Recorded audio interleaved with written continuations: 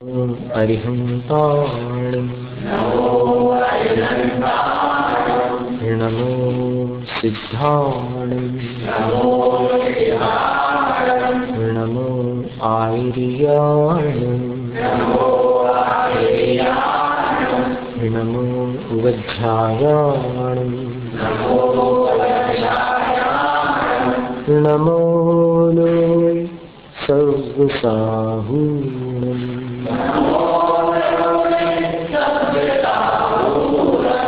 ईशो पंचनमो यारो सर्वपावपणाशनं मंगलाणं च सर्वेषां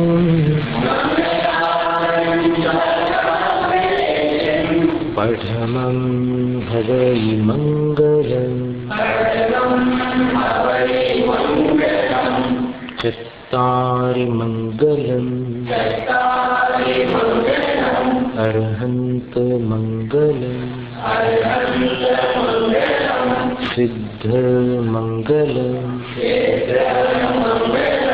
साहु मंगलम् केवल पन्नतो धम्मो मंगलम्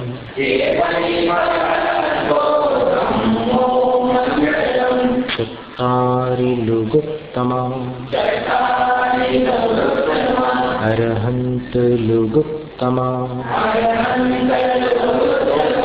सिद्ध लोकोत्तमा साहु लोकोत्तमा केवल पन्नतो धम्मो लोकोत्तमा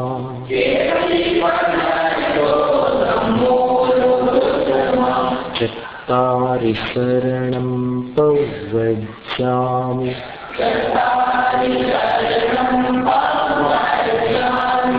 अरहन्त शरणं प्रव्रजामि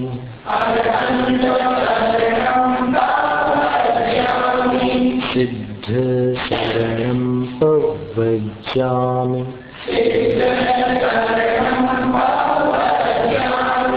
साहु शरणं प्रव्रजामि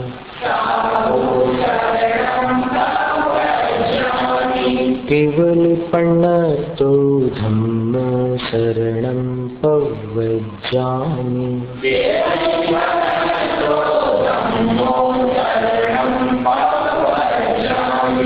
परम पूज्य देवाधिदेव तीर्थंकर श्री शांतिनाथ भगवान जिनवाणी माता श्री आचार्य श्री गुरु विद्यासागर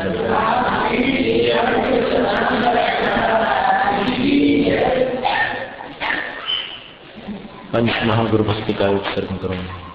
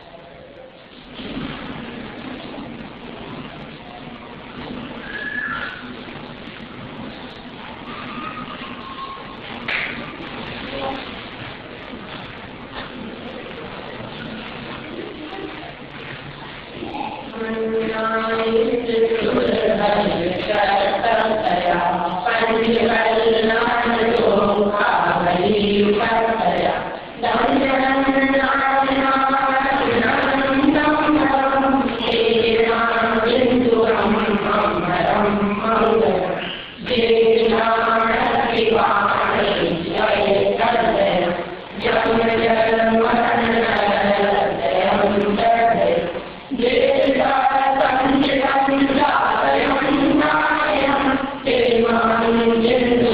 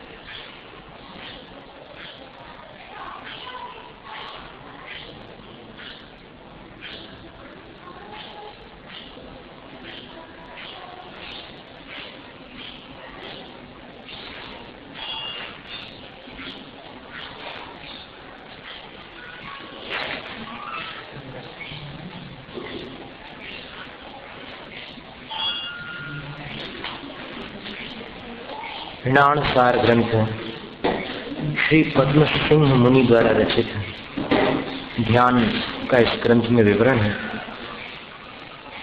मंगलाचरण। सिरिवड्ढमाण सामी सिरसाणमीन कम्म निड्डहण वोच्छामि नाणसारं जह भणियं पुव्वसूरि।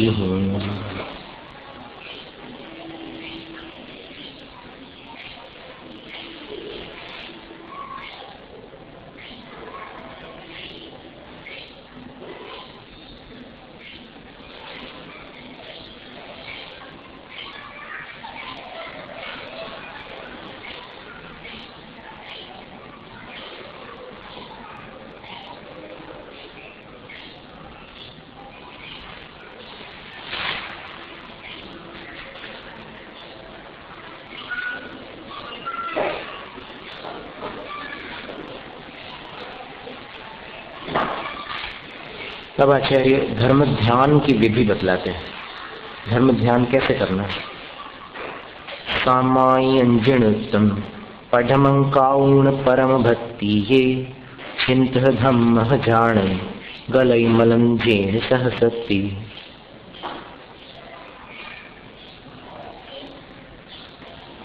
जिनेन्द्र भगवान द्वारा प्रतिपादित कथित सामायिक को सर्वप्रथम करके, और कैसे करना सामायिक, परम श्रद्धा के साथ परम भक्ति पूर्वक सामायिक करके, पश्चात धम्म झाणम चिंतन धर्म ध्यान में अपने मन को लगा देना। जेण मलम सहशक्ति गलई, जिससे पाप रूपी मल अपनी शक्ति के साथ, माने अपनी धर्म ध्यान की शक्ति के माध्यम से नष्ट हो जाता है। तो पहले सामायिक का निर्देश दिया कि सामायिक द्रव्य क्षेत्र काल भाव चार अपेक्षाओं से समता धारण करना सामायिक है। फिर धर्म ध्यान में क्या क्या करना है वो बताया जाएगा आगे, पर अभी समता धारण करने का नाम सामायिक है। पहले समता में आ जाओ, क्योंकि जब तक मन विषम रहेगा तब तक ध्यान में एकाग्र नहीं हो सकेगा। तो समता में आने के लिए क्या करना, ममता को छोड़ना होगा। ममता को छोड़े बिना समता नहीं आती। ममता, मम संस्कृत भाषा का एक अव्यय है। इसका अर्थ होता है मेरा, और ममता का अर्थ होता है बस मेरा मेरा मेरा ऐसा भाव करना ममता है। जैसे माँ का अपनी संतान के प्रति ममता भाव होता है, और धनी मनुष्य का धन के प्रति ममता भाव होता है। तो सबका किसी न किसी के प्रति ममता भाव होता है। सामायिक करते समय जैसे ज्ञानानंद ग्रंथ में बतलाया कि सबसे पहले योगी ध्यान में जाते समय ऐसा विचार करे कि जब सब जीव मेरे जैसे हैं,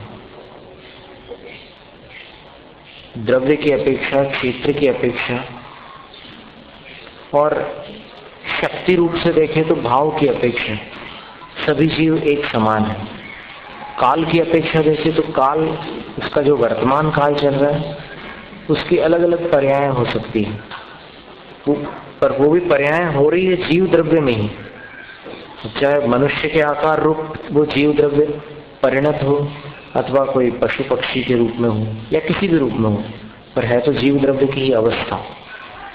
तो वो काल हो गया। तो स्वद्रव्य, स्वक्षेत्र, स्वकाल और स्वभाव, इनकी अपेक्षा विचार करो तो अब चाहे सोने से अंगूठी बनी हो, या सोने से मुकुट बना हो, या सोने से एक दूसरा कोई आभूषण चेन बनी हो, लेकिन सब में सोना सोना सोना सोना एक समान है। तो इसी प्रकार स्वर्ण स्थानीय सारे जगत के संसारी जीव हैं, अथवा सिद्ध परमेष्ठी भी हैं, है वो जीव की ही सारी अवस्थाएं। जैसे कर्ण कुंडल, कटक जिसको कड़ा कहते हैं, फिर बाजूबंद है, केयूर है, और अन्य भी अनेक प्रकार के आभूषण हैं, अंगुलीयक बोलते हैं अंगूठी को। तो ये सारे आभूषण हैं स्वर्ण की ही अवस्थाएं। इसी प्रकार 84 लाख योनियों में जितने जीव हैं भिन्न भिन्न आकार प्रकार वाले, वो सारे उस जीव की ही अवस्थाएं हैं। जीव का स्वरूप एक है, जीव एक नहीं है। समझ में आया? जीव अनंत है, लेकिन सबके स्वरूप चतुष्टय उनके पास है और सब समान है। समान ये शब्द वहीं लागू पड़ेगा जहां कम से कम दो वस्तुएं। एक वस्तु को किसी के समान नहीं कह सकते क्योंकि एक ही है, लेकिन क्योंकि जीव अनंत है तो अनंत है तो उनमें अपन समानता निकाल सकते हैं। तो उस समानता को जब अपन देखते हैं तो फिर जीवों के प्रति समता भाव आता है। बस इसी का नाम सामायिक है। सामायिक के समय आपको जीवों में जो भेद प्रभेद हैं उनको नजरअंदाज करना है, क्योंकि भेद प्रभेद देखेंगे तो फिर कषाय आ सकती है। अगर भेद प्रभेद भी आप देखो और फिर शांत भाव से देखो तो कोई आपत्ति नहीं है, तो भी धर्म ध्यान रहेगा। लेकिन भेद प्रभेद देखकर अगर कषाय आती है तो वो दुर्ध्यान में चला जाएगा, और बहुत जल्दी आती है क्योंकि कषाय का अभ्यास पुराना है, समता का अभ्यास बिल्कुल नया है। और अभ्यास नया क्या, कुछ लोगों का तो अभी शुरू भी नहीं हो पाया है। तो उसके लिए आचार्य कहते हैं कि सबसे पहले जिनेंद्र भगवान द्वारा प्रतिपादित समता भाव को अपने अंदर ले आओ, फिर धर्म ध्यान में बाद में प्रवेश करना, पहले समता भाव ले आओ। सिर्फ ऐसे विचारों में तो सोचो आप कि देखो सभी जीव उनके जो प्रदेश होते हैं, प्रदेश यानी जैसे पेंसिल है, पेंसिल में कितने एटम्स हैं, कितने परमाणु हैं, उस हिसाब से देखो तो इतने ही परमाणु लोहे के इतने हिस्से में आ जाएंगे। अगर कोई लोहे की, ये लकड़ी की वस्तु है, इसका जितना वजन है उतने ही वजन का अगर अपन लोहे का छोटा सा एक बॉल बेयरिंग ले लेंगे तो फिर उतने परमाणु उसमें आ जाएंगे। बस यही स्थिति है। सब जीव कोई छोटे हैं, कोई बड़े हैं, कोई सघन रूप से उनके प्रदेश अवस्थित है, किन्हीं के प्रदेश विस्तृत है, फैले हुए हैं, पर सबके प्रदेश एक समान है, बराबर है। जैसे 1 किलो लोहा भारी होता है या 1 किलो कॉटन है, बताओ?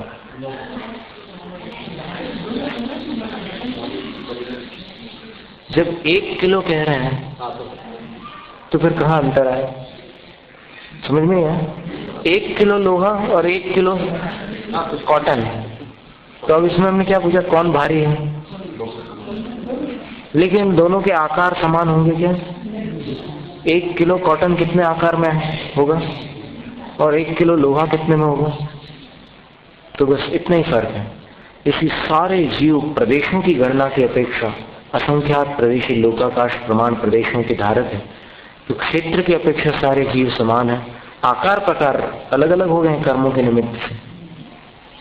फिर द्रव्य की दृष्टि से देखो तो जीव द्रव्य उन्हीं अनंत गुणों के धारक, जिस प्रकार सिद्ध परमात्मा है उसी प्रकार अपन सब हैं।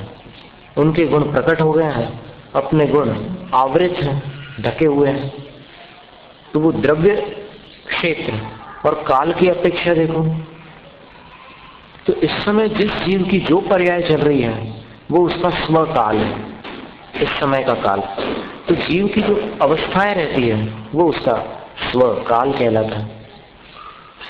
तो चूंकि है जीव की अवस्था, इसलिए अगर अंतरंग दृष्टि से देखा जाए तो बाहर के शरीर संबंधी आकार प्रकार रंग आदि को आप छोड़ दो, सिर्फ जीव के आकार को देखोगे तो जैसे स्वर्ण के आभूषण होते हैं अलग अलग प्रकार के, उसी प्रकार ये जीव की अवस्थाएं हैं।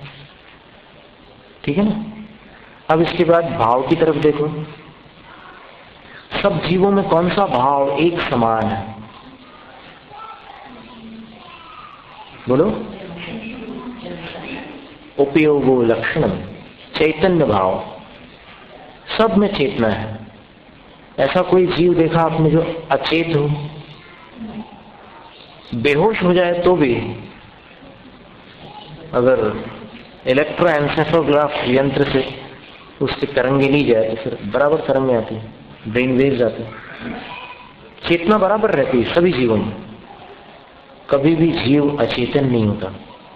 तो ये चेतन भाव सब में समान है।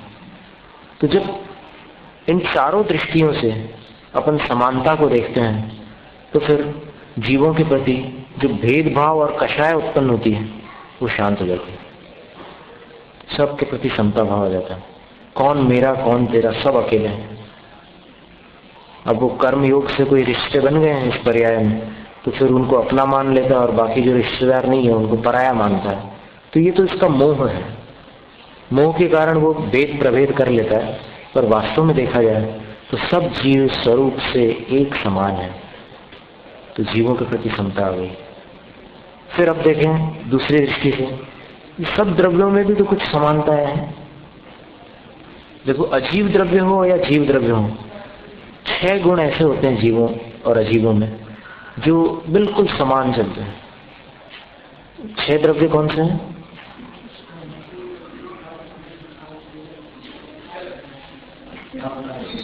जीव द्रव्य एक, फिर दूसरा द्रव्य कौन सा? दूसरा द्रव्य अजीव, बस तीसरा कोई द्रव्य नहीं है। फिर अजीव के 5 भेद हैं। उन 5 भेदों के साथ अगर जीव को जोड़ दो तो 6 द्रव्य होते हैं। अब बोलो कौन से 5 अजीव द्रव्य हैं? उद्गल, नव, धर्म, अधर्म, काल। ठीक है, ये 5 है। एक उद्गल द्रव्य। उद्गल द्रव्य क्या वस्तु है? जिसको अपन जड़ ये कहते हैं, रूपी, जो रूपी द्रव्य है, रूपिणः पुद्गला। जिस द्रव्य के पास रूप, रस, गंध और स्पर्श, रूप, रस, गंध, स्पर्श, अथवा इसको दूसरे शब्दों में कहा जाता है स्पर्श रस गंध वर्णवंतः पुद्गला। स्पर्श, रस, गंध और वर्ण वाले पुद्गल हैं। ये पुद्गल द्रव्य हो गया। पुद्गल ये शब्द कैसे बना? पूरयति गलति च, ये पुद्गल है। जो परमाणुओं के मिलने से पूरित हो जाता है और परमाणुओं के झड़ने से गलित भी हो जाता है। तो पूर्ण गलन जिसका स्वभाव होता है उस द्रव्य को पू और ग, पुद्गल ऐसा नाम दिया है। अभी उणादि से और फिर संस्कृत व्याकरण के कुछ ऐसे विशेष नियम हैं जिनके माध्यम से शब्द का निर्माण होता है। एक तद्धित प्रकरण आता है, कृदंत प्रकरण आता है, ऐसे कई प्रकार के प्रकरण होते हैं व्याकरण में। तो ये शब्द निर्मित हो गया पुद्गल, जिसमें पूर्ण और गलन हो उसे पुद्गल कहते हैं। और फिर पुद्गल सारा का सारा इंद्रिय गम्य हो ऐसा नियम नहीं है। जो पुद्गल द्रव्य सूक्ष्म रूप परिणत है वो इंद्रियों का विषय नहीं होता। जो स्थूल रूप परिणत है वही इंद्रियों का विषय होता है। जैसे ये आवाज आपको कानों में सुनाई दे रही है क्योंकि ये इस बहुत स्थूल शब्द वर्गणाएं अनंत परमाणुओं की पर्याय है। तो ये आकर के कानों में जाती है तो फिर अपनी इंद्रियां उसको ग्रहण कर लेती है। हाथी की कर्णेंद्रिय बहुत तीक्ष्ण होती है। अगर 1 सेकंड में 5 स्पंदन हो, सिर्फ 5 स्पंदन, हाथी का कान उसको पकड़ लेता है। और मनुष्य का कान कम से कम 20 या 30 स्पंदन हो 1 सेकंड में तो मनुष्य के कान में वो आवाज आएगी। उससे कम हो तो नहीं आएगी। और 20,000 से अधिक स्पंदन हो तो भी मनुष्य का कान नहीं पकड़ेगा। लेकिन कुत्तों के कान, हाथी के कान, इन सब स्पंदनों को, तरंगों को ग्रहण करने में सक्षम होते हैं। वो उनकी इंद्रिय क्षमता है। तो ये पुद्गल द्रव्य सारा का सारा इंद्रिय गम्य नहीं होता, लेकिन ये होता जड़ द्रव्य है। और इसमें स्पर्श, रस, गंध, वर्ण चारों नियम से होते हैं। सब परमाणुओं में ये चारों गुण पाए जाते हैं। फिर पुद्गल द्रव्य के बाद बाकी 4 द्रव्य हैं। देखो, जीव द्रव्य हो गया, फिर पुद्गल द्रव्य हो गया। अब बचे हुए जो 4 द्रव्य हैं वो सारे के सारे अरूपी हैं। अरूपी को अमूर्त भी कहते हैं। अजीव भी कहते हैं। तो वो चारों अजीव है, अरूपी है, अमूर्त है, अर्थात इन चारों में स्पर्श रस गंध वर्ण नहीं है। और न होने के कारण ये कभी भी इंद्रियों के विषय नहीं बन सकते, कभी भी। जैसे आकाश, यद्यपि कुछ संप्रदायों में आकाश से शब्द की उत्पत्ति मानी गई है, पर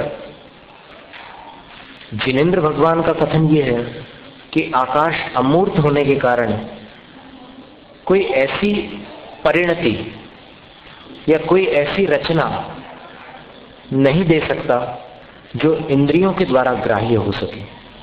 और शब्द, क्योंकि ध्वनि जो है इंद्रियों के द्वारा ग्राह्य होती है, और आकाश इंद्रियों का अविषय है, इसलिए आकाश अमूर्त है और शब्द ध्वनि मूर्त है। वो पुद्गल द्रव्य की पर्याय है, आकाश की अवस्था नहीं है शब्द। और आकाश सर्वव्यापी है, ऐसा कोई स्थान नहीं है जहां आकाश न हो। फिर आकाश के पश्चात विचार करें तो और भी एक काल नाम का द्रव्य है। ये घड़ी वाला समय तो ठीक है, अपन नापने के लिए ऐसे यंत्र फिट कर लेते हैं कि इससे इतना टाइम हुआ पता चल जाता है, पर जो मूल काल द्रव्य है, जिस काल को लेकर जिनके पास घड़ियां नहीं हैं उनके भी बाल पकते हैं। जानवर भी जंगलों में वृद्ध होते हैं और फिर छोटे से बड़े होते हैं, जीवन बदलते हैं, पर्याय बदल लेते हैं। ये सब जो परिवर्तन आता है सारे जगत में, ये काल का उपकार है। काल के बिना परिवर्तन नहीं आ सकता। भूत, भविष्यत और वर्तमान, ये तीन भेद कहां से निकल रहे हैं? ये काल भी अमूर्त है, अरूपी है। और काल के विषय में जिनेंद्र भगवान का कथन ये है कि लोक में जितने सूक्ष्म क्षेत्र है आकाश के, जिनको प्रदेश कहा गया, वहां पर एक एक कालाणु है, अर्थात एक एक काल द्रव्य। जैसे किसी पेटी में बहुत सारे रत्न रखे हों तो वो रत्न एक दूसरे से पृथक रहते हैं लेकिन पूरी पेटी में भर जाते हैं। इसी प्रकार लोकाकाश में काल द्रव्य ठसाठस भरे हुए हैं एक एक प्रदेश पर, लेकिन एक दूसरे से पृथक है। एक कालाणु दूसरे कालाणु में कभी प्रविष्ट नहीं होता, उसके स्थान को नहीं प्राप्त करता, दोनों के स्थान अलग अलग है। इस प्रदेश पर अगर एक कालाणु होगा तो उसके बाजू वाले प्रदेश पर दूसरा होगा। ऐसे पूरे 343 रज्जुक प्रमाण समूचे लोक के एक एक प्रदेश पर एक एक कालाणु है। तो जितने कालाणु हैं उतने अपनी आत्मा के प्रदेश हैं, उतने ही धर्म और अधर्म द्रव्य के भी प्रदेश हैं, उतना ही पूरा लोकाकाश है।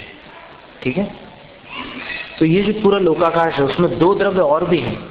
ये तो चार द्रव्यों की अपन ने चर्चा की। कौन से चार द्रव्य? जीव। हमने अभी प्रश्न जो पूछा उसका आपने श्रवण किया? क्या था प्रश्न? कि अभी तक अपन ने 6 में से कितने द्रव्यों की चर्चा की है? जीव, पुद्गल, आकाश और काल, इन चार की चर्चा की। तो ये चार, इनमें जीव अरूपी है, अमूर्त है। पुद्गल रूपी है, मूर्त है। जीव चेतना वाला है, बाकी सारे द्रव्य अचेतन है। पुद्गल रूपी है, बाकी सारे द्रव्य अरूपी है। फिर आकाश जो है उसकी अपन ने चर्चा की थी। आकाश सर्वव्यापी है, ऐसा कोई द्रव्य नहीं है जो सब जगह हो, सिर्फ आकाश है। फिर आकाश के पश्चात काल द्रव्य की चर्चा की।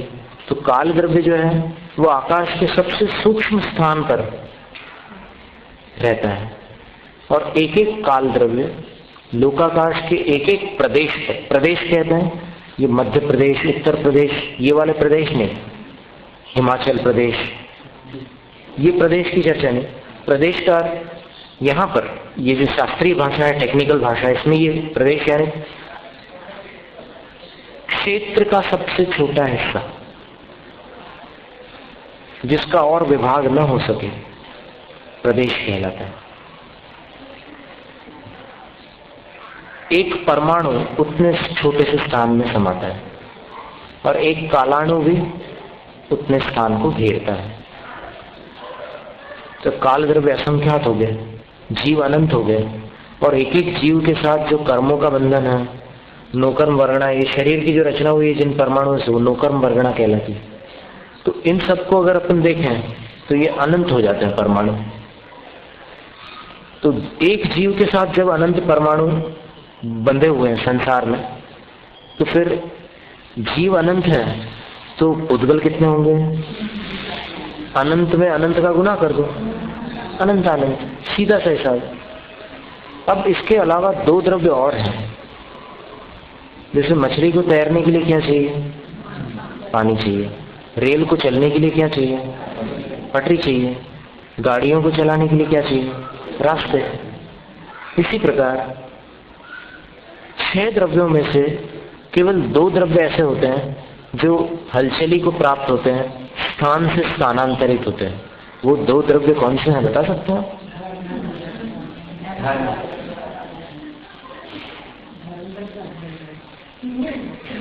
प्रश्न क्या था? 1 मिनट, फिर से आप अभी उत्तर मत दीजिए। प्रश्न क्या था? पहले प्रश्न समझना बहुत आवश्यक है।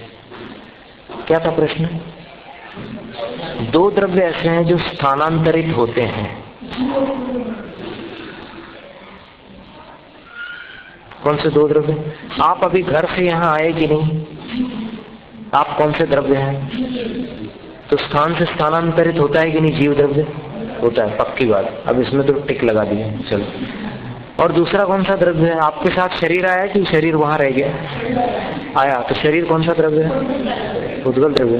तो बस 2 ही द्रव्य, इसको कहते हैं क्रियावती शक्ति।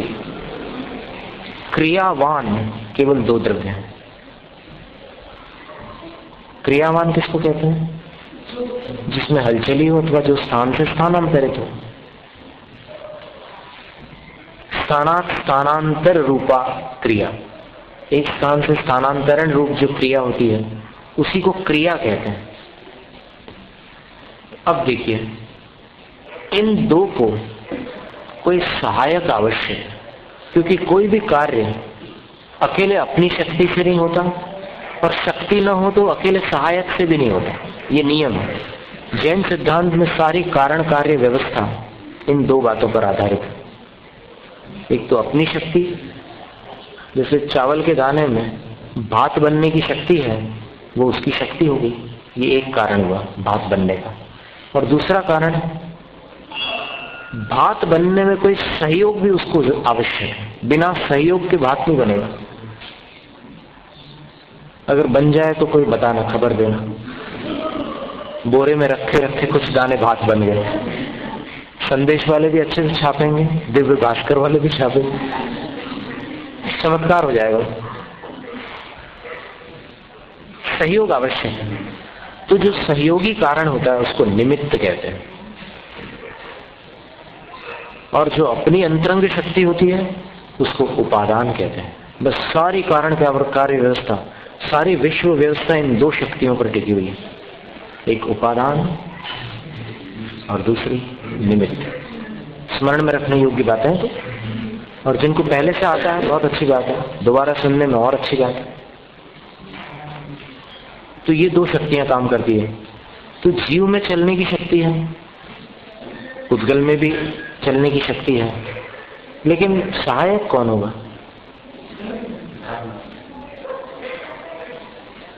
तो जैन सिद्धांत में इनके चलने में सहायक एक द्रव्य स्वीकार किया गया है, वो भी अमूर्त है। वो अपने एहसास में नहीं आएगा, अनुमान में आ सकता है कि अपन वहां से यहाँ आए, इसका मतलब कुछ साधन तो था वहां, बीच में कोई सहयोगी तो था। सहयोगी आंखों से दिखे ऐसा नियम नहीं, अदृश्य भी हो सकता है कोई सहयोगी। तो ये जो सहयोगी द्रव्य है उसका नाम धर्म द्रव्य है।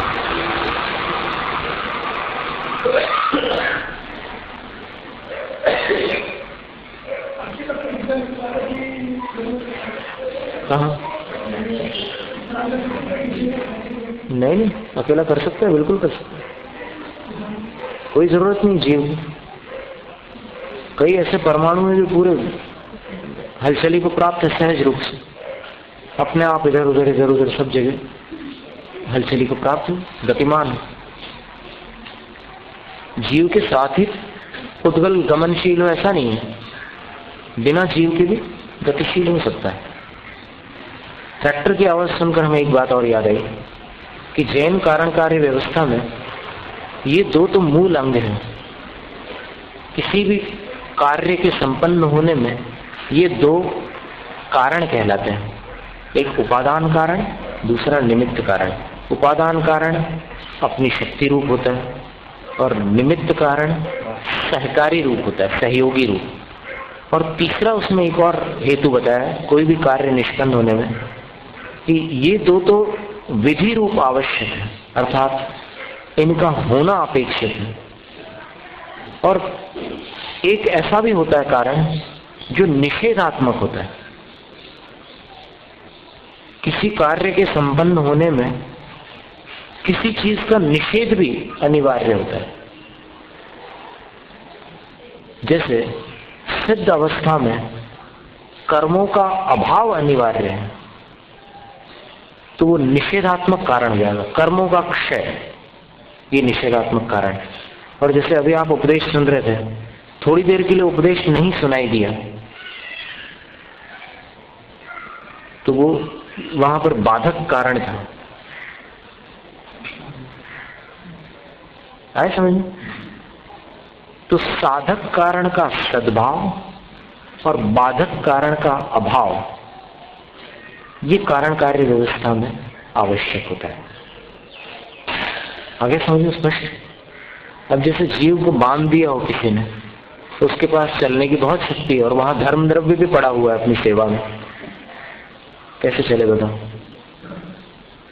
चल सकता है क्या? तो बाधक कारण क्या हुआ? बंधन। तो बाधक कारण का अभाव होगा तब ये साधक कारण कार्य को निष्पन्न करेंगे। स्पष्ट बात है। ये कारण कार्य व्यवस्था का अपन जब चिंतन करते हैं तो फिर मन हल्का हो जाता है। क्यों? क्योंकि जब इसका विचार नहीं करते तो कषाय के कारण अपन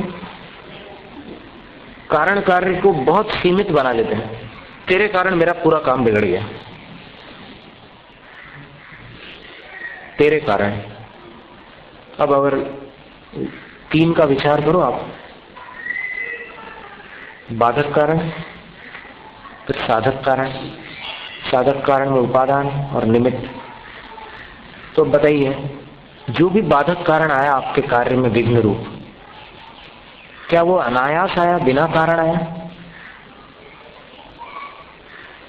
ये सोचने की बात है। जैसे मान लो आपको भोजन करना था और आपने सामने खीर रखी हुई थी, A1 क्वालिटी की खीर थी, और बिल्कुल उस खीर को आप लेने ही वाले थे तो मक्खी आ गई। अब क्या करोगे? अब आप ये कहोगे कि इस मक्खी ने मेरा पूरा मजा किरकिरा कर दिया।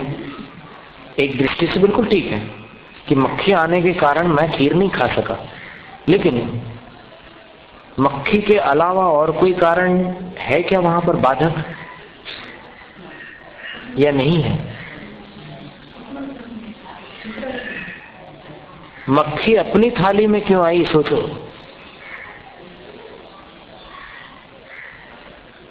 हाटकेश्वर में भी एक जगह खीर बनी है, उस थाली में क्यों नहीं गिरी मक्खी? बताओ। पाप का उदय, असाता का उदय था कि नहीं? तो उस पाप के उदय से मेरी थाली में तो मक्खी गिरी, लेकिन हाटकेश्वर वाले की थाली में नहीं गिरी। एक दृष्टांत है आपको थोड़ा हल्का मन करने के लिए, विषय ज्यादा भारी ना हो। तो अकेली मक्खी कारण हुई क्या? तो कभी कभी कारण का भी कारण होता है। जो बाधक कारण है, उस बाधक कारण के 2 भेद कर लीजिए, एक अंतरंग, दूसरा बहिरंग। तो 2 भेदों में से अंतरंग कारण बन जाएगा कर्मोदय और बहिरंग कारण बन जाएगा नोकर्म। जो भी वस्तु बाहर कर्म फल में सहयोगी होती है उसको नो कर्म कहते हैं। तो ये व्यवस्था हो गई, कारण कार्य व्यवस्था। मक्खी होगी, बराबर हो गई मक्खी, क्यों नहीं? नो कर्म XYZ कुछ भी हो सकता है, आप उसका टेंशन मत लेना। नो कर्म कुछ भी हो सकता है। कर्म कांड ग्रंथ में लिखा है कि शाम को भैंस का दूध पीना अथवा भैंस के दही से बनी हुई लस्सी पीना निद्रा का नो कर्म है। जिसको नींद ठीक से ना आती हो वो शाम को भैंस का दूध या भैंस की लस्सी पी ले, बस उसका कोलेस्ट्रॉल देख कर तबीयत देखकर वो अगर पी करके वो शाम का समय निकालता है तो फिर नींद आना चालू हो जाती है। मक्खी नौकर में आएगी। तो इस प्रकार आप अगर विचार करो, अब कई बार लोगों को ये लगता है कि हम क्या विचार करें, बैठे ध्यान में तो फिर कैसे क्या सोचे तत्व के बारे में, जीव द्रव्य, जीव तत्व, जीव पदार्थ, चेतन होता है, और क्या सोचे। थोड़ा आप स्वाध्याय कर लेंगे या फिर ऐसी बातें सुन लेंगे तो फिर बहुत कुछ है सोचने के लिए। अब ये कारण कार्य व्यवस्था देखो कितना संक्षिप्त रूप से हमने आपके सामने रखी है। अब इसको अगर आप पढ़ने बैठोगे तो फिर कई दिन लग जाएंगे, लेकिन इतना शॉर्ट में आपको एकदम सरल तरीके से आपको समझ में आ गया कि कोई भी कारण जो होता है वो दो प्रकार का होता है, एक साधक एक बाधक। तो कार्य कब होगा? साधक कारण के सद्भाव में और बाधक के अभाव में। फिर अब साधक कारण कितने प्रकार का होता है? दो प्रकार का। वो कौन से दो प्रकार का है? उपादान और निमित्त। उपादान किसे कहते हैं? जो क्षमता अपने पास जो चीज है वो उपादान है, और निमित्त जो बाहर से सहयोग दे रहा है उसमें वो निमित्त कारण है। फिर बाधक कारण कर्म और नो कर्म रूप होंगे जीव के अपेक्षा से, और बाकी कोई दूसरी घटना घट रही हो तो उसमें उस हिसाब से घटित करना होगा।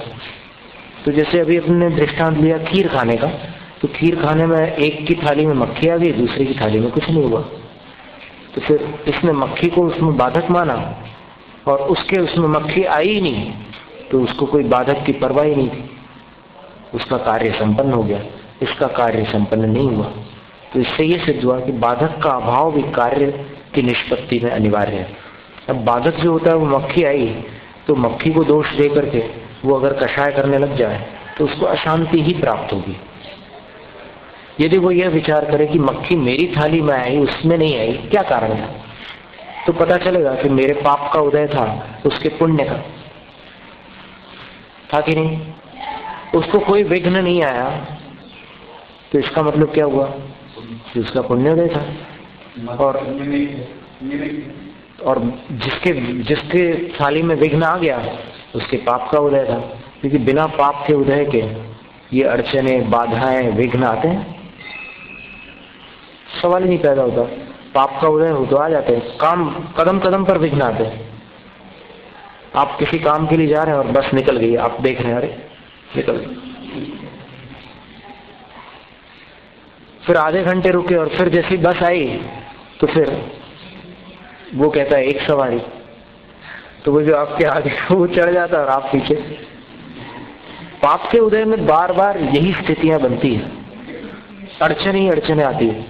तो फिर इस तरह अगर कारण कार्य व्यवस्था का विचार करो फिर मन शांत होगा। फिर आपको लगेगा कि भाई ये सब चल रहा है तो मैं कषाय करूंगा तो दुखी होऊंगा, समता रखूंगा तो फिर कोई दुख नहीं होगा, न्यूट्रल, कोई परेशानी नहीं। फिर मैं क्या करूं, मेरे हाथ में है। अब मुझे अगर दुखी होना है तो मैं कषाय करूं, नहीं होना है तो ना करूं। नहीं होना है फिर भी कषाय करना है तो फिर कषाय से जो होता है वो मिलेगा, सुख तो नहीं मिलने वाला। पर ऐसा हो जाता है, जब तक कषायों को वश में नहीं किया जाता तब तक जीव कषायों के वश में होता है, तो फिर दुख होता है। तो आचार्य कहते हैं पहले समता रखना सीखो, फिर धर्म ध्यान करना। समता कैसे रखोगे? द्रव्य क्षेत्र काल भाव की अपेक्षा सब जीवों में समानता का विचार करो। फिर सब द्रव्यों में समानता का विचार कैसे करोगे? तो सब द्रव्य की चर्चा चलते चलते अपनी 6 द्रव्यों पर चर्चा आई थी। तो 6 द्रव्यों में से अपन ने कितने द्रव्य का वर्णन सुना अभी? 5 का। तो वो जो जीव और पुद्गल के चलने में सहायक है वो धर्म द्रव्य कहलाता है। ये जो धर्माचरण रूप धर्म है वो अलग है, लेकिन एक ऐसा द्रव्य, एक पदार्थ है, वो द्रव्य जो है, वस्तु है, वो धर्म द्रव्य है। और जो ठहरने में सहायक होता है वो अधर्म द्रव्य है। ये धर्म द्रव्य अधर्म द्रव्य स्वयं चलायमान नहीं होते, लेकिन चलने फिरने वाले द्रव्यों को सहायता पहुंचाते हैं। जैसे मछली को जल सहायक होता है। जल भले स्थिर हो, जल भले स्वयं न बह रहा हो, लेकिन मछली के तैरने में वो जल सहायक होगा ही होगा। पटरी खुद चलती है क्या? ट्रेन खड़ी हो और पटरी खुद चली हो और ट्रेन उसके साथ चले गई हो, ऐसा कभी देखा? नहीं, पटरी नहीं चलती, लेकिन वो ट्रेन के चलने में सहायक होती है। इसी प्रकार धर्म द्रव्य स्थिर है। निष्क्रियाणि च सूत्र है ना पंचम अध्याय में। ये निष्क्रिय है, स्वयं चलते फिरते नहीं है, लेकिन दूसरों को सहायता देते हैं। धर्म द्रव्य अकेला। फिर दूसरा अधर्म द्रव्य है जो ठहरने में सहायक होता है। जैसे गर्मियों का मौसम और पेड़ की छांव मिल जाए तो छाया च परियाणी, पथिक जनों के लिए वृक्ष की छांव ठहरने में सहायक होती है। पर जो नहीं ठहरना चाहता उसको वो छांव पकड़ती नहीं। मैं यहां हूं, तू कैसे जा सकता है? छांव उसको बढ़ने से नहीं रोकती, लेकिन रुकना चाहे तो रुक जा, उसको सहायक होती है। इसी प्रकार अधर्म द्रव्य है। कोई अगर चल रहा हो तो उसको अधर्म द्रव्य रोकेगा नहीं, क्योंकि अगर ऐसी स्थिति मान लेंगे तो क्या होगा कि धर्म द्रव्य चलाएगा, अधर्म रोकेगा, धर्म चलाएगा, अधर्म रोकेगा। तो जो चलने वाले द्रव्य हैं या रुकने वाले हैं उनकी क्या हालत होगी? जैसे मान लो एक बच्चा माँ को कह रहा है कि चलो, और एक बोल रहा है रुको, दोनों एक एक हाथ खींच रहे हैं, तो माँ की क्या हालत होती है? तो बच्चे ताकतवर है, माँ दुबली पतली है, तो फिर स्थिति बिगड़ती है। पर वैसा होता नहीं है धर्म द्रव्य अधर्म द्रव्य के साथ। धर्म द्रव्य अधर्म द्रव्य उदासीन निमित्त है। अब निमित्त भी 2 प्रकार के हैं, एक प्रेरक निमित्त, दूसरा उदासीन निमित्त।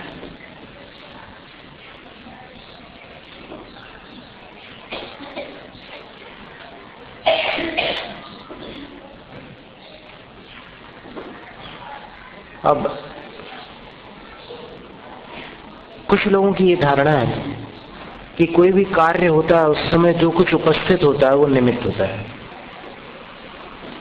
कार्य होते समय जो चीज वहां उपस्थित हो सो निमित्त। पर ऐसी परिभाषा जैन शास्त्रों में नहीं है। ये परिभाषा मिथ्या परिभाषा है। क्यों? क्योंकि देखो, खिचड़ी बनाते समय वहां रसोई घर में क्या क्या उपस्थित है बताओ? हो सकता है गैस के स्टोव के नीचे एक सिक्का पड़ा हो, वो सिक्का खिचड़ी में निमित्त है क्या? ट्यूबलाइट चालू हो समझ लो, तो ट्यूबलाइट क्या खिचड़ी बनने में निमित्त है? फिर वहां आकाश के प्रदेशों में जहां खिचड़ी बन रही है ना, वहां के क्षेत्र में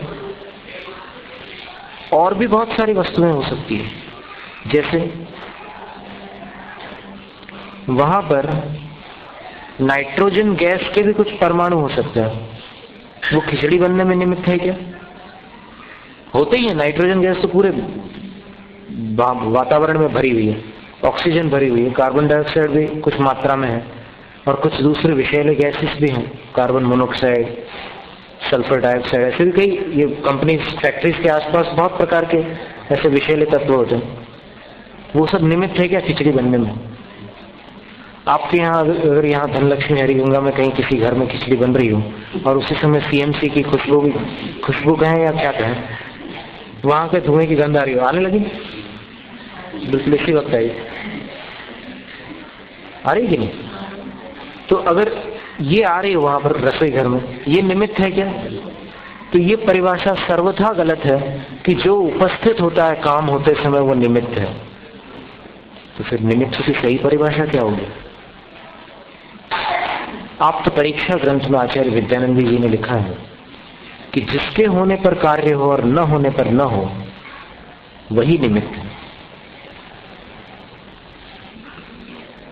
सीएमसी का धुआं न होने पर खिचड़ी बन जाती है, सीएमसी का धुआं निमित्त नहीं है। सिक्के के न होने पर खिचड़ी बन जाती है, तो सिक्का निमित्त नहीं है। नाइट्रोजन के न होने पर खिचड़ी बन जाती है, तो नाइट्रोजन निमित्त नहीं है। जिन जिन चीजों के न होने पर कार्य हो जाए, वो सारी चीजें निमित्त की श्रेणी में नहीं आती। स्पष्ट हो गया? फिर निमित्त किसको कहेंगे? जिसके होने पर कार्य हो और न होने पर न हो, वो निमित्त है। इतना स्पष्ट कथन है। तो इस तरह 6 द्रव्य, इन 6 द्रव्यों में समानता क्या है? अपन सामायिक की बात कर रहे हैं ना, सबके बारे में समता लाना है अपने अंदर। तो समानता की दृष्टि से अगर देखें तो अस्तित्व गुण इन 6 द्रव्यों में पाए जाते हैं। ऐसे 6 गुण हैं जीव अजीव सबके, जो सब में समान रूप से होते हैं। अस्तित्व, सबके पास अपना अपना अस्तित्व है। तो जैसे मेरा अस्तित्व, वैसे उसका अस्तित्व, वैसे तीसरे का है, सबका। तो फिर अस्तित्व की अपेक्षा मुझ में और उनमें क्या अंतर है? सबका अस्तित्व है, सबकी अपनी अपनी सत्ता है। अस्तित्व गुण, और अस्तित्व गुण एक ऐसा गुण है जो कभी भी अपना नाश नहीं होने देता। तो इस अस्तित्व गुण का स्मरण करके निडर हो जाओ, बिल्कुल कभी नष्ट होना ही नहीं हमें। तो विनाश का डर कैसा? कोई वस्तु सत्ता से कभी नष्ट नहीं होती, अवस्था नष्ट होती रहती है। एक अवस्था नष्ट होती, दूसरी अवस्था आ जाती। लड्डू नष्ट हो गया, चूरमा बन गया। चूरमा मुंह में चला गया तो फिर वो किसी दूसरे रूपांतर को प्राप्त हो गया। अवस्थाएं बदल जाती है, वस्तु हमेशा बनी रहती है। सत्ता अविनाशी है। अस्तित्व गुण। दूसरा है वस्तुत्व गुण। वस्तुत्व गुण का अर्थ होता है कि हर वस्तु उपयोगी होती है, कोई भी वस्तु व्यर्थ नहीं होती। अर्थक क्रियाकारित्व वस्तुत्व परिभाषा है कि अर्थक क्रियाकारित्व वस्तुत्व। वस्तुत्व का अर्थ होता है वो कोई ना कोई उपयोग में आएगी वो वस्तु। जीव हो, अजीव हो, चींटी हो, इंसान हो, बेरोजगार क्यों ना हो, लेकिन फिर भी उपयोगी हो। कोई भी अनुपयोगी नहीं। अब स्वार्थी लोगों की दृष्टि से उपयोगी ना हो, यह अलग बात है, क्योंकि मनुष्य अपने मापदंड बना लेता है कि इतना काम करे तो उपयोगी है, ना करे तो बेकार है। पर वैसा नहीं है।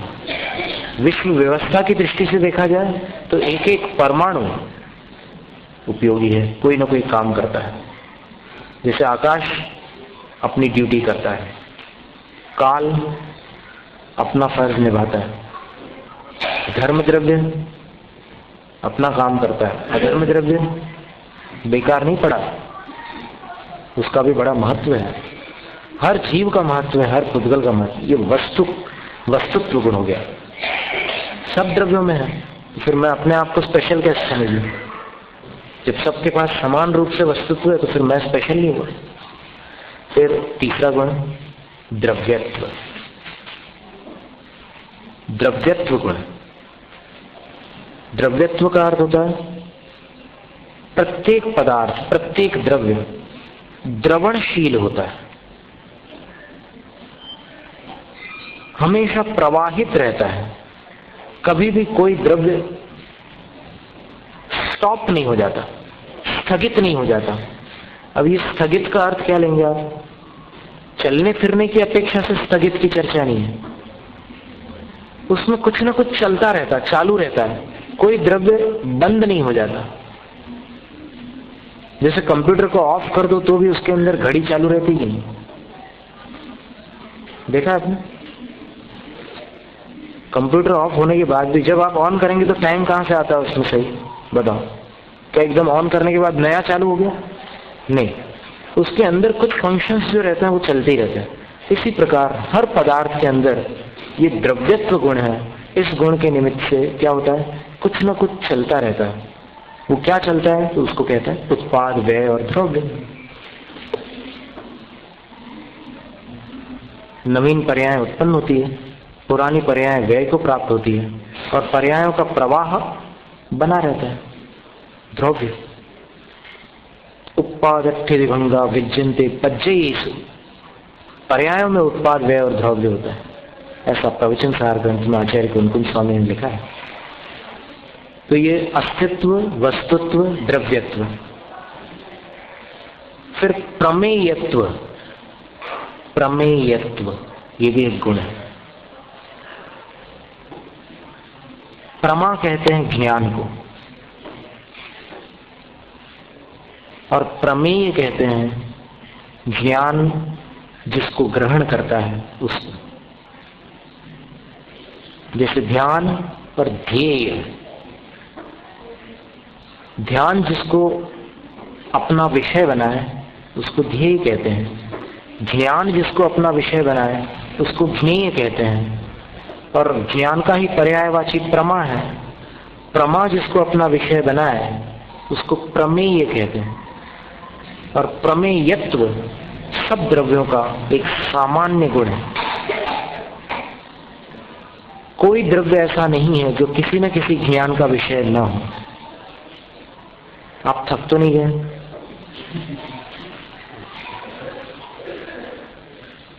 ये आपके काम की बात है, पर अगर आपको अपने काम की बात बाद में चाहिए हो तो बाद में ले लें, अभी चाहिए हो तो अभी ले लो। प्रमेयत्व, दो ही गुण और बचते हैं, 4 गुण हो गए ना, अस्तित्व, वस्तुत्व, तीसरा द्रव्यत्व, चौथा प्रमेयत्व। प्रमेयत्व। अब आपको ये टेंशन नहीं लेना कि मुझे तो कोई नहीं जानता। आप द्रव्य हो कि नहीं है? कौन से द्रव्य हैं? जीव द्रव्य हैं। तो जीव द्रव्य है, अपने पास प्रमेयत्व गुण है या नहीं है? तो किसी न किसी ज्ञान का विषय होंगे अपन, तय बात है। अगर कोई किसी को न पूछता हो और उसको इतना ज्ञान हो कि मेरे पास ये गुण है, तो फिर वो बेफिक्र हो जाएगा, कोई टेंशन की बात नहीं। यहाँ के लोग मुझे नहीं जानते तो क्या हो गया, अनंत अनंत सिद्ध भगवान मुझे जान रहे हैं। तो इतने 20-50 हजार लोगों में मैं अपना नाम बढ़ाकर क्या करूं? जब मुझे अनंत भगवान जान रहे हैं तो फिर ये छोटा सा परिचय दिखाने की मुझे क्या आवश्यकता है? मैं ऑलरेडी परिचित हूं। और फिर जितने केवली भगवान आज विचरण कर रहे हैं धरती पर, 13वें गुणस्थान वाले कितने हैं? 8,98,502। तो वो भी मुझे जान रहे हैं। फिर कोई अपने पूर्व के संबंधी हो, कोई मनपरे ज्ञानी आदि, और वो अपने ज्ञान को कदाचित लगा लें और उनको पता चल जाए कि यहाँ धनलक्ष्मी बैठे हुए हमारे वो पुराने वाले, अब तो हमने सब छोड़ छाड़ दिया। लेकिन फिर कभी ऐसा स्नेह आता है, धर्म स्नेह, कि भाई उनका कब कल्याण हो, ऐसी भावना आ सकती है साधु के हृदय में। तो जानने वाले बहुत है अपने को। समस्या ये है कि अपने को भगवान तो जान रहे हैं अच्छे से, खुद नहीं जान रहे अपन अपने को। जो खुद को जान ले वो एक दिन खुदा हो जाता है। दुनिया में उसने बड़ी बात कर ली, खुद अपने से जिसने मुलाकात कर ली। तो अभी ये खुद को ही जानने की प्रक्रिया चल रही है, प्रमेयत्व। फिर प्रमेयत्व के बाद है अगुरु लघुत्व। कोई द्रव्य कभी कम नहीं होता, कभी अधिक नहीं होता। अनादिकाल से अनंत काल तक द्रव्य की वही सत्ता रहती है, उसके वही गुण उसके अंदर बने रहते हैं। कभी एक द्रव्य दूसरे द्रव्य रूप परिणत नहीं होता, और इसके गुण उसमें नहीं जाते, उसके गुण इसमें नहीं आते। अनादिकाल से जीव ने अनंत शरीर धारण किए, लेकिन आज तक जीव शरीर नहीं बना और कोई शरीर जीव नहीं बना। ये कौन सा गुण? अगुरु लघुत्व। अगुरु लघुत्व। तो अपना कुछ खोता नहीं और दूसरा कुछ अपने में आता नहीं, इसलिए घबराने की कोई बात नहीं। हमेशा बेफिक्र रहो, कुछ कम नहीं होने वाला अपना। अगुरु लघुत्व गुण सभी द्रव्यों में है। और अंतिम गुण है प्रदेशवत्व। प्रदेशवत्व। प्रदेशवत्व का अर्थ होता है सब द्रव्यों के पास, सब द्रव्य कुछ स्थान घेरते हैं। बिना स्थान का कोई द्रव्य नहीं होता। सब द्रव्यों के पास प्रदेश होते हैं। प्रदेश का स्थान। भारत में मध्य प्रदेश किसको कहते हैं? जो मध्य स्थान पर प्रदेश है, राज्य है, उसको मध्य प्रदेश कहते हैं। उत्तर प्रदेश किसको कहते हैं? जो उत्तर स्थान पर, प्रदेश का अर्थ होता है स्थान। तो सब द्रव्यों के अपने स्थान होते हैं। तो बस इन 6 गुणों की अपेक्षा सारे द्रव्य समान हैं। इस तरह समता का चिंतन करके अनेक प्रकार से करते हैं। जितना स्वाध्याय होगा और जितना मनन चिंतन होगा आप पर, उतनी समता आएगी और उतना आप चिंतन कर सकेंगे। तो समता और परम श्रद्धा के साथ करना। ऐसा नहीं कि चिंतन करते करते अरे अब तो बोर हो गया, दिमाग खराब हो रहा है, अब और कुछ करते हैं। नहीं, पूरी श्रद्धा के साथ, आदर के साथ, रुचि के साथ करना। और फिर चिंतन धम्म जानो, फिर धर्म ध्यान का चिंतन करो, जिससे अपने कर्म रूपी मल अपने आप नष्ट हो जाए। धर्म ध्यान कैसे करना, उसकी प्रक्रिया आगे बतलाएंगे। अभी 15 गाथाएं हुई हैं नाड़सार की। चलने तो जितने समय तक चलता है, अपन कभी कोई ऐसी चर्चा निकल आती है तो विस्तार हो जाता है, कोई बात नहीं। अब आज अपन जिनवाणी स्तुति के बाद थोड़ी देर के लिए बैठेंगे, क्योंकि एक कठिन परीक्षा हुई थी सायंकाल में, जो बाल शिक्षा चलती है उसमें। तीर्थंकरों के नाम, तीर्थंकरों की आयु, तीर्थंकरों की ऊंचाई, तीर्थंकरों का तपस्या काल, तीर्थंकरों का वर्ण और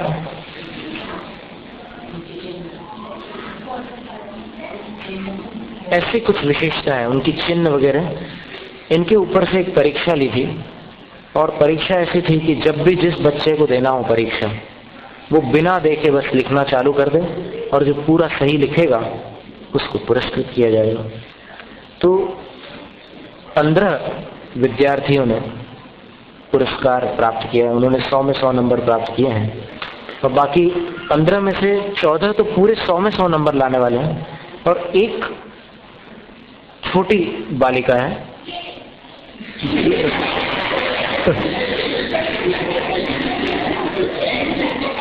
जिसको 100 में 100 तो नहीं मिले, एक भूल हुई उससे, पर फिर भी छोटी होने के कारण उसको इस पुरस्कार में सम्मिलित किया गया। बाकी कुछ विद्यार्थियों ने, हमने कई बार चांसेस दिए कि आप दोबारा लिखिए, तीसरी बार लिखिए, जितनी बार लिखिए, लेकिन पूरा सही लिख करके बताइए, तो कुछ न कुछ तो सांत्वना पुरस्कार के रूप में उनको मिलेगा। लेकिन आज इस रविवार की धर्म सभा के अंत में जो लोग विजेता हैं उनको पुरस्कृत किया जाएगा। पुरस्कार आ चुके हैं और पहले अपन जिनवाणी माता की स्तुति कर लेते हैं।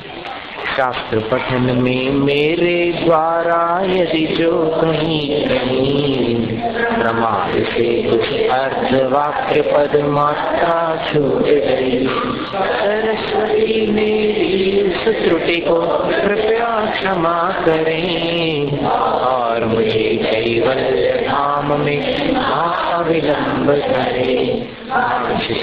दात्री चिंतामणि सदस्यमात तेरा मुझको मुझे पता मेरा समाधि विशुद्ध भावना आत्म से मुझको और मैं पा जाऊंगा